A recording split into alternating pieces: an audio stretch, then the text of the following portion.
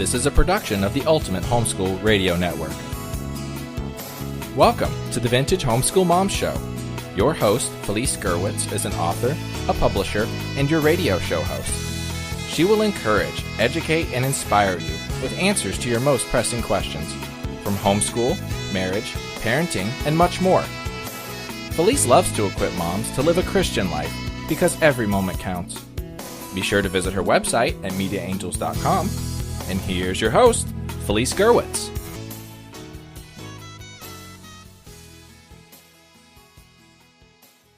Well, hi and welcome. My name is Felice Gerwitz, and this is an episode of Vintage Homeschool Moms. And today, this show is brought to you by mediaangels.com. You can visit the website for books, classes, as well as the Ultimate Homeschool Expo, where you can find box sets of convention seminars ready to go.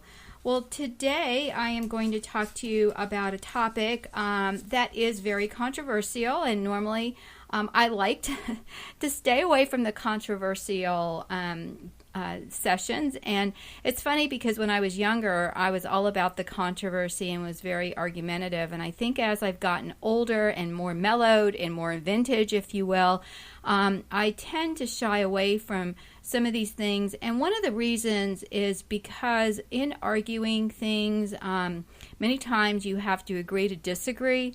And also, I don't like heated discussions that are wounding. So I love my fellow Christians. You may not know that I own the Ultimate Homeschool Radio Network, where this show is coming from, as well as the others on this network.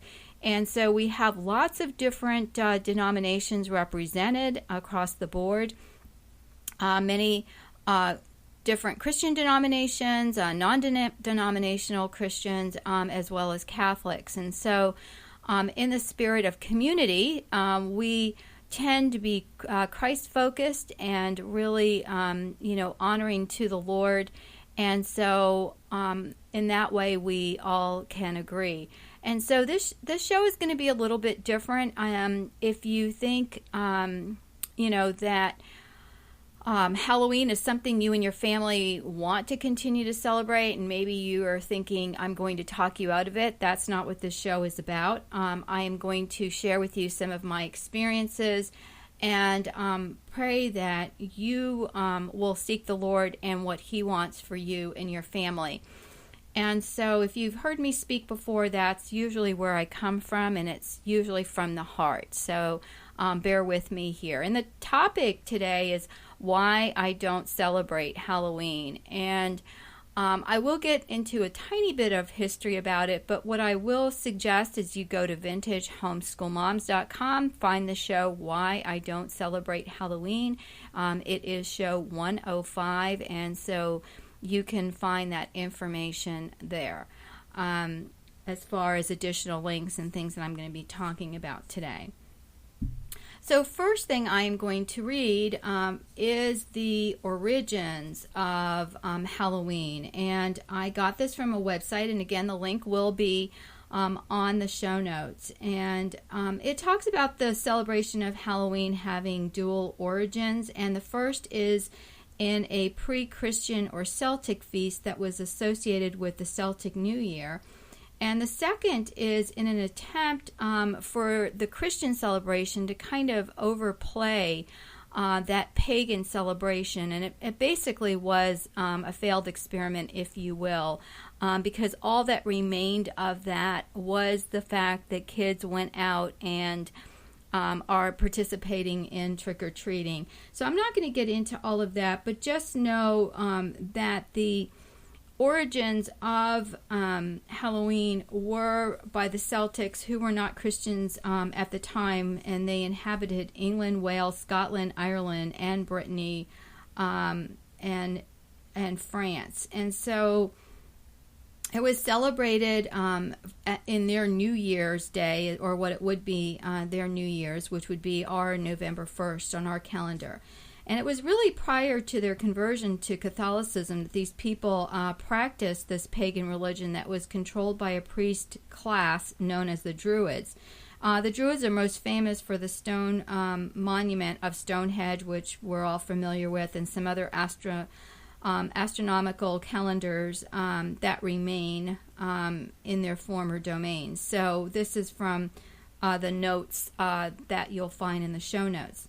So, a lot of it was very gruesome and very bloody, and that was one of the things that, they did some of the things that, they had big bonfires, and that was driving away evil and darkness. They had their jack-o'-lanterns as a means of scaring away evil, and so forth. And so, as you can see, some of these vestiges remain today and are celebrated. And so, the points I want to make today are basically 4 points. And the first is that Halloween, celebrating it or not, really has a deeper meaning. And that is of replacing what was a pagan tradition. And so one of the things that I have to share with you is that I never did like Halloween. Did I never participate in Halloween? No. As a kid, we did go, and it's really funny because my brothers and I, when we lived in New York, then moved to Canada, then moved to Florida. So when we were younger and lived in New York, I don't ever remember celebrating Halloween. When we moved to Canada, I remember my mother asking me to take my 2 younger brothers out, and after that one night and that scary experience, none of us ever wanted to go out again. And the funny thing is, flash forward to being married and peer pressured, if you will, by my mother-in-law, who couldn't believe that I wasn't going to let the kids dress up and go out trick-or-treating because Grandpa loved the candy. And so I dressed up the kids in stuff they already had. I didn't even go out and purchase anything. My daughter Christina had some, dress-up clothes that she wore, and Neil wore a cowboy hat and some, holster with guns, and that was, and jeans, and that was the extent of it. And we went around to my mother-in-law's neighborhood because she wanted her neighbors to meet her grandchildren. And they were, I want to say, something like, 3 and let's see, they were 2 years apart. So it had to be like 2 and 4, something like that, because we didn't do it when they were younger.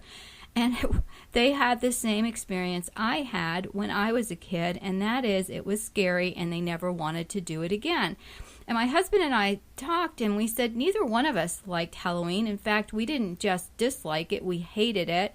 And, not for any, major Christian reason, just because we didn't, it was as if our spirits were, shouting out to us, deep within that this was not something we wanted to celebrate with or whatever. And so we really thought about it and prayed about it and then decided we weren't going to.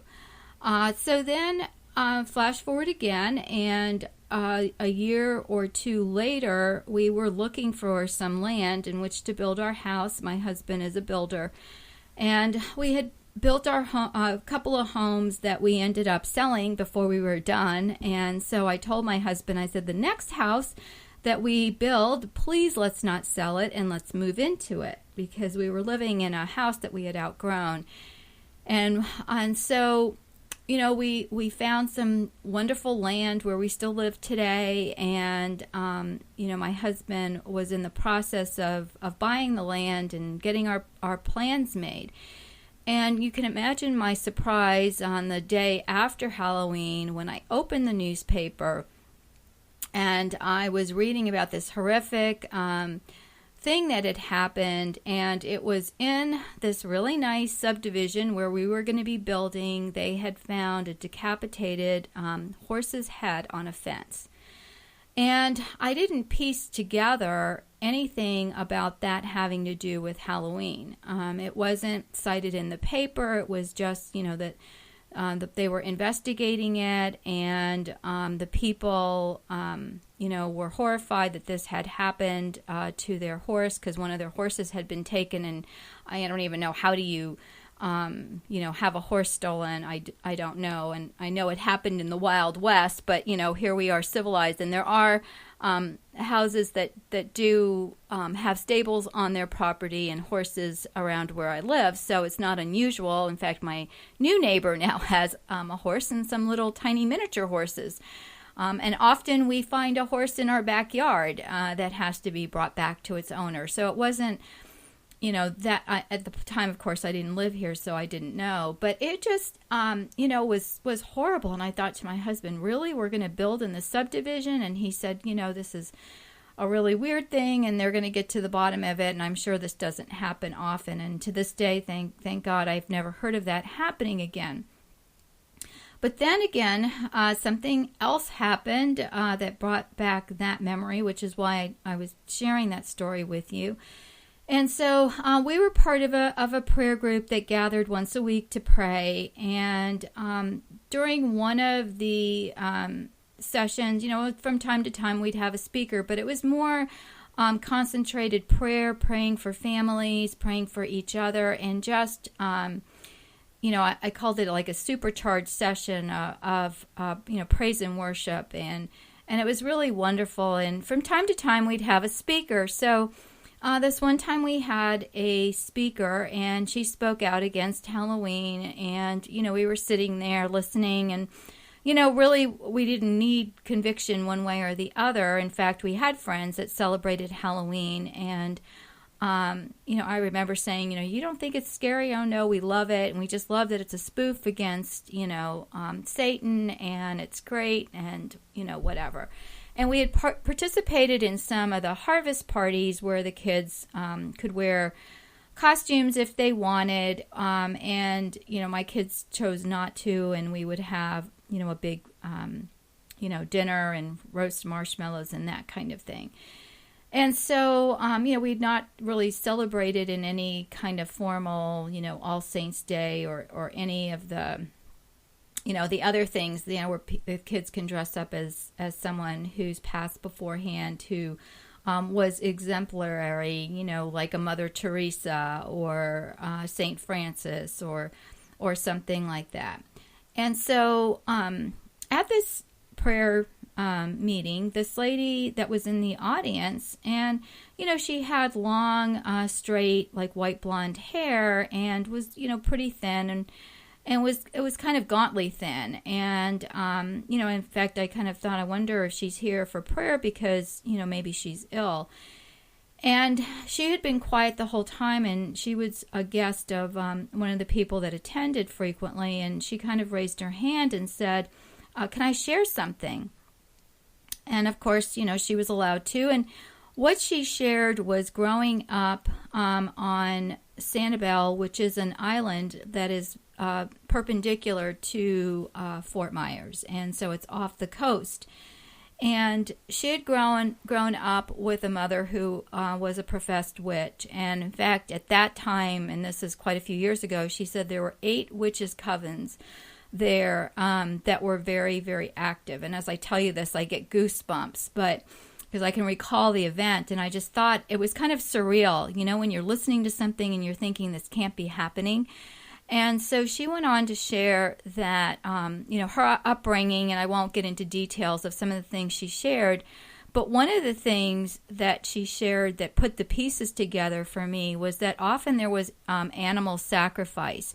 And she shared that as a child, she really, really hated that. And she said especially one time when it was a horse. And, they removed the horse's head. And that just brought back the memory of what I had read in the paper that had actually happened in my subdivision. I don't even know to this day, did they get the whole horse back? Did they only get the head back, or what the situation was? But the timing was very similar to this young lady's experience as a kid. So it could have been that same situation because, like I said, the timing, my husband and I just looked at each other and we couldn't believe it. And, and she shared that she had found the Lord, that someone had really been praying for her family and had known some of what was going on. And, that she had, experienced the Black Mass and things like that is just horrendous. And so when we think about these things, usually we don't think that, well, yes, there are evil people that do evil things, but, we're taking back Halloween by, celebrating it on our terms. Which brings me to point number 2, and that is whatever you do, it's a heart conviction. I never want you to do something because it's what you want to do. I hear people say all the time, well, the Lord really convicted me, not to do such and such, and so I took this drastic measure. And I don't want to get into details of the one situation I'm thinking of, but it's just like, God doesn't act like that. God is God. We love and serve him, and God remains God. We can't change him by our love for him or turning our back on him. And a lot of times I feel like we use the Lord as a crutch. If we want to do something, oh yes, the Lord led me to that. If we don't want to do something, we say, oh yes, the Lord led me against it. And God convicts us often to do things we don't want to do that we know are right. And that's what I want you to think about. Let's say that you really love Halloween and it's something that you enjoy and your kids enjoy it and you want to do that and you've prayed and the Lord has convicted you that, this is really not, or put this little, just unsettling, that maybe you should look into it more, then you should look into it more. It doesn't necessarily mean it will convict you not to do it. But, in celebrating it the way it is set up in the secular world, it really is aligning more toward, what the pagans did than what we should be doing as Christians and as Christian leaders. Around here, often we won't go out to eat at the local restaurants because of the decorations. It's just unsettling to all of us. And so, yes, we had different things that we did throughout the years, and we participated in. But when the kids got to an age where they didn't want to dress up anymore, and I would say it was probably around 10 or 12. We stopped going to some of these events and we just have a quiet dinner at home, or we have our own little get together. If my kids want candy, we go buy candy. I'm not a big candy or snack mommy. So they're every once in a while during this time of the year, I will get them extra treats and things like that. But I just really think that, you have to pray and you need to be in prayer and in agreement with the Lord. If you've never prayed about whether or not to celebrate Halloween, and you do, maybe that's something you should do. The third is being Jesus-focused, and that is really important. Just recently, I was away at a conference, and so as I tend to do, I'll visit the local Catholic church, and I told my friend, who was a sweetheart and drove me, who was a Protestant, wonderful Christian lady. And so she drove me and dropped me off and then came and picked me up. And I said, well, one of two things will happen. I'll either go and just be so blessed by the Mass, or I won't, depending on, whether it's a very liberal bent or the sermon is off or something. Because you never know. And that can happen in any church, right? So I came back and I said, well, 99% of it was just fine. And she said, well, what's your, what was the issue? Or I don't remember exactly what we said. And I told her, I said, well, either a church is Jesus focused or service focused. And so you can be both. But if you're Jesus focused, the service comes out of that, right? And so that's one of the things that I find in the more liberal churches, that they're only focused on service, of how we should help others and help the poor. And a lot of times the sermons are very service focused instead of, concentrating on what the gospel message is, that is read from the scriptures, and how, God is showing us something in that. And then all of these other things will come from that. The outpouring of service comes from a church that is Christ-focused. So that's one of the things I want you to think about. Is your holiday celebration, Jesus-focused, or is it service-focused? Which brings me to the 4 major holidays that are celebrated really as a nation, and that would be Thanksgiving, Christmas, Easter, and Halloween. Well, let's look at each of these quickly. Thanksgiving is blessings for the abundance and being thankful, right? Christmas is a celebration of the birth of Christ, or it should be. Easter is the celebration of the resurrection, and then we have Halloween. And Halloween seems to be a celebration of ghosts, witches, and jack-o'-lanterns. And so that's, again, one of the things to look at. And I want to bring you point number 4, but we're going to take a break and go to a commercial, and we'll be right back. My name is Felice Gerwitz, and I want to introduce you to my publishing company, Media Angels. I have a heart for homeschool families, and since 1994, I have poured my efforts into creating curriculum to support teaching science, especially from a creationist worldview to the homeschool community. My curriculum was selected by Kathy Duffy in her 101 top homeschool picks. Another labor of love is a 3-book novel series specifically for homeschoolers with a creation focus, the Truth Seekers Mystery Series that I co-authored with my daughter Christina.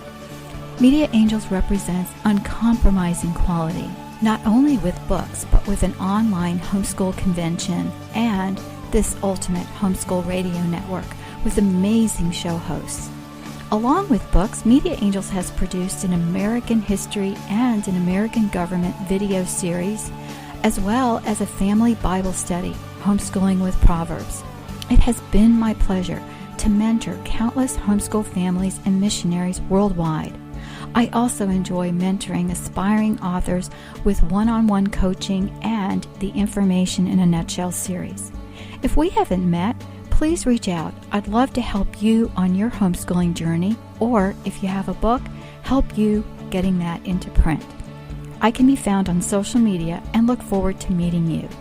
You can reach me at MediaAngels.com. Thanks so much and hope to meet you soon. Well, hi and welcome back. This is Felice Gerwitz, and this is an episode of Vintage Homeschool Moms, and it's episode 105, Why I Don't Celebrate Halloween. And I was giving you some of the points that I really wanted to cover in this podcast, and the last here is number 4, you can't serve too many masters. Think about our celebrations. Think about how we celebrate, and I just named off 4 of the celebrations that take place with Thanksgiving, Christmas, Easter, and Halloween. And if we are not celebrating God in everything, that needs to change. I mean, even when I give a birthday card, I always write something about the Lord blessing you that year. If you're on my, one of my Facebook buddies, and I say happy birthday to you, I usually will pray a blessing on you. Whatever we do as Christians in our lives, we need to show Christ to each other. This is such a hurting world. There are so many marriages that are crumbling. There are so many friendships that are crumbling. There is dissent within the church. There's dissent within the government. If you are a dissenting voice, really think about that. Think about how you can give your life to the Lord and be that joyful voice, one that brings peace and love and joy to others. And really, the only way to do that is to serve the true Master, and that is Jesus Christ. It is God in the Trinity, Father, Son, and Holy Spirit. That is the only way that we can take back any holiday, any pagan feast or ritual, by showing others the love of Christ. And let me just end with this. 1 year after I had that experience with the White Witch, which is what she said her mother was, and she no longer was, so I really shouldn't call her that. But she had grown up. I think she finally left as a college student. And when she finally got away, it was as if the blinders had been taken away. And she had people that were witnessing the Lord to her. And she said with so much love, because she said her dress was very dark and, her hair was black. And I think she purposely had dyed her hair blonde now.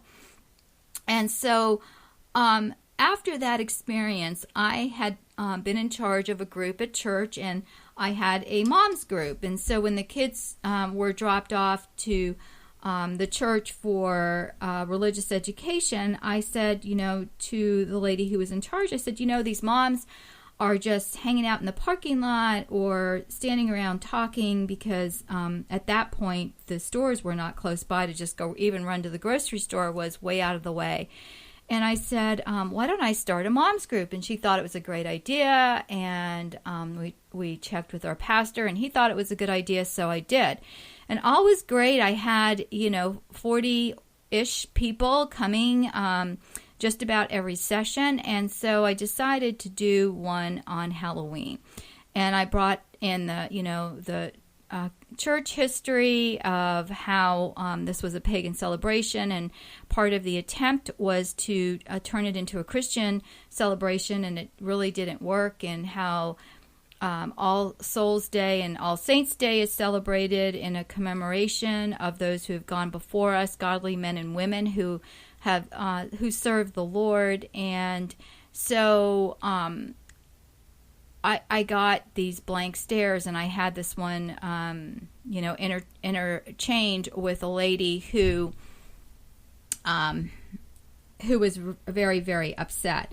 And like I said, in my younger days, I was more confrontational. And a couple of days later, in my mailbox, what do I receive but a letter? And it was, like in the movies when there's, if you've ever watched a murder mystery and the letter has cut out letters, it was almost like that. And it was addressed to Wormwood Gerwitz.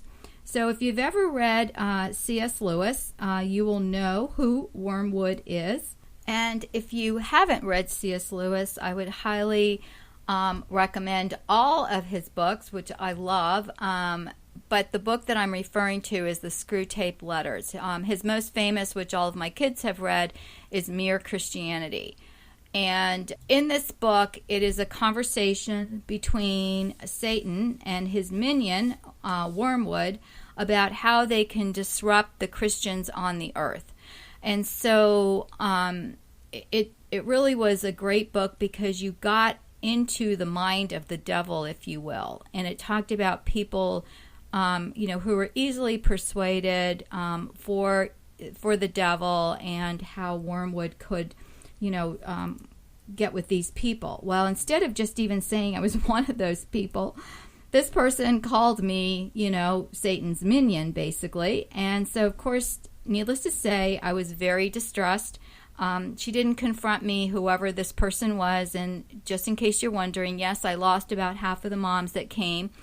Because and in their defense, I probably was more, condemning about the whole holiday. I am never one to say, well, if you celebrate Halloween, you're going to hell. I never make that distinction because I am not God, and I am not judging anybody based on the merit of what they do, because if it is true that works do not save us, then by what you do in that regard, celebrating Halloween anyway, I'm not talking about serious sin here, that's not up to me to judge. It's between you and God.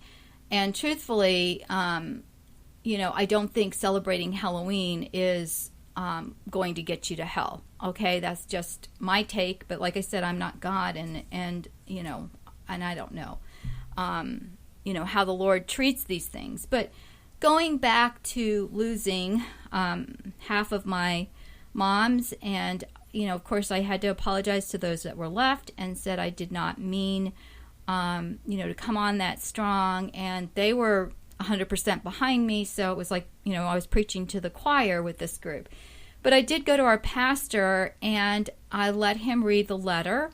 And he had this big smile on his face and basically said, well, welcome to the club. And I was like, what does that mean? Not happy here.